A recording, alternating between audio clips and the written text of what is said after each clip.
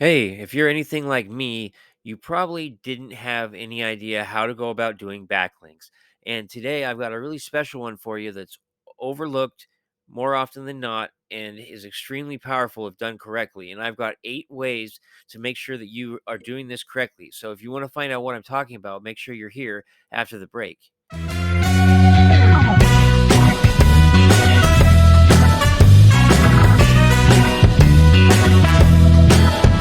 Talking about. I'm talking about the PDF backlink. Yep, that's right. The old PDF document. It's one of the maybe underappreciated document forms, but when it comes down to it, search engines consider it a high value article. It's a great way to take what you're already producing in a blog or on a vlog, put the videos and the written documents into PDF form, and then put that on a high authority domain that hosts documents and create a link from the document back to your website, and boom, you've got traffic. So here's what we're going to do. We're going to cover those 8 ways to make sure that you're doing this correctly and you're getting the most out of it. Number one is going to be to select a unique and optimized title for your SEO. So this is important whenever we're considering SEO. We're going to be going after specific keywords or long tail keywords, right? So you want to make sure that whatever you title it is going to be engaging and it's going to connect both with the reader and allow you to score those points with your search engine. And we can do that in a couple of ways. You can use hyphens to separate out each word, and always make sure that you capitalize that first letter of the word, because that's going to signify to the search engines that this is a new thought. Number two, we're going to want to link the documents internally. So you're going to want to actually have in the text a link that goes from the document that you've written to the website. And on your website, you're going to want to link to the document where you've placed it on the hosting site. This creates the complete loop, and that's what's going to get you the points with your search engine optimization. It's going to bring in the visitors for you and allow you to be exposed to more people and get to what you're after, which is more traffic. Number three, we need to be informative and concise with our descriptions. We don't want to have long, wordy descriptions that don't really tell us what's going on, but they sound pretty. We want to have something that's short, to the point, and states exactly what you've written or what you've produced inside of the PDF document that you're now hosting on the internet. Because what it's going to allow people to do is they're going to know exactly what's in that document, and they'd be more likely to open it when they do find it than something that's kind of vague and general and they don't know what could be in there, because it's already kind of a risky thing for people to open PDF documents. A lot of people don't like to open them because they feel whatever way about them. I'm not really sure. I open them all the time, but I know people don't. And so the more specific you can be, the better it's going to be for your document, and the more likely you're going to get an open.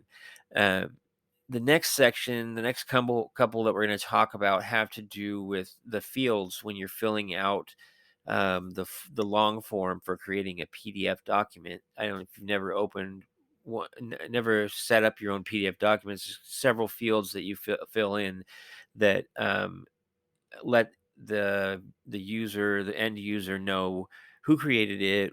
It also signifies to the search engines what's contained within the PDF document. So let's go ahead and go over those. Number 4 on our list today is the author field. Make sure that you utilize this, guys. This is kind of a freebie for you. This is where you can promote your business, or you can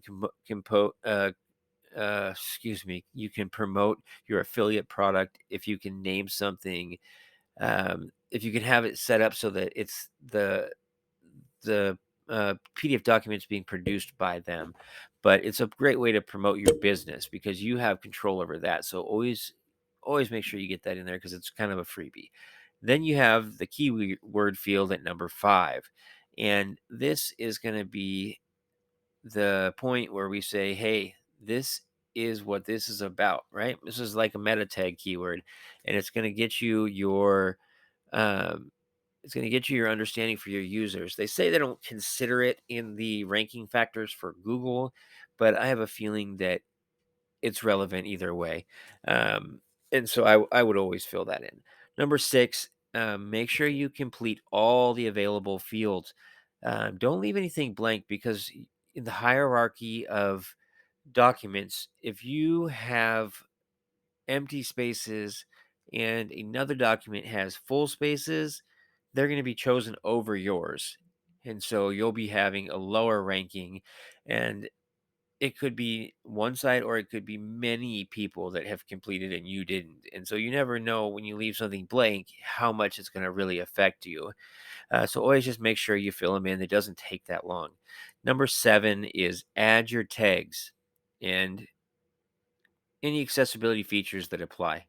The tags are going to be key. This is what's going to lay out where your document should be. And it also lets the reader and Google know what accessibility is available because for people who are hearing impaired or vision impaired, they use these features all the time to know whether or not the documents that they're accessing can even be of any value to them. So make sure you click those off because that'll be extra points in your ranking. And number eight, and the final one, is consider offering in an HTML version.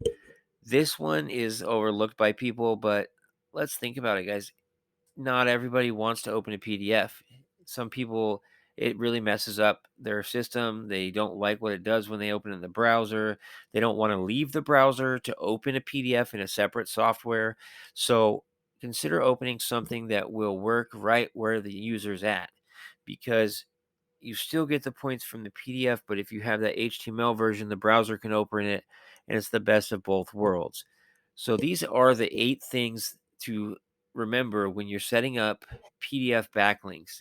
And the primary thing is make sure you have the link. If there's no link in the document, it's not going to really count as a backlink to your website because you won't have the link.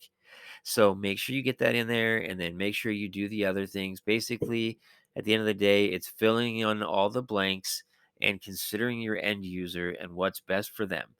So remember, Google wants the best experience for their users. All platforms want the best experience for their users. So keep that in mind when you're producing because often as creators, we forget that we're producing something for the end user. And so it's important. Remember what the other person is looking for. So in this report, I've given you what to consider when making a PDF backlink and the ways that this will increase traffic to your website. I hope it was helpful. If you guys have not yet subscribed, why not hit that subscribe button, please? Come on, ding that bell. You don't want to miss this. This is good stuff, and I got more of it coming, I promise. If you liked what I had, if you thought this was a good video, please hit that thumbs up button and let YouTube know. Let's get this message out. Let's get it through the algorithms, right? You hear about algorithms all the time. Well, backlinking is kind of like algorithms. And I just want to let you guys know I appreciate you listening to me. And I hope you have a great rest of your day. And don't forget, I'm looking for additional ideas. So drop those in the comment box below. I'm out. Peyton Eckman, the founder of the Peyton Eckman Project at PeytonEckman.com. Please come back next time and hear what else I got for you.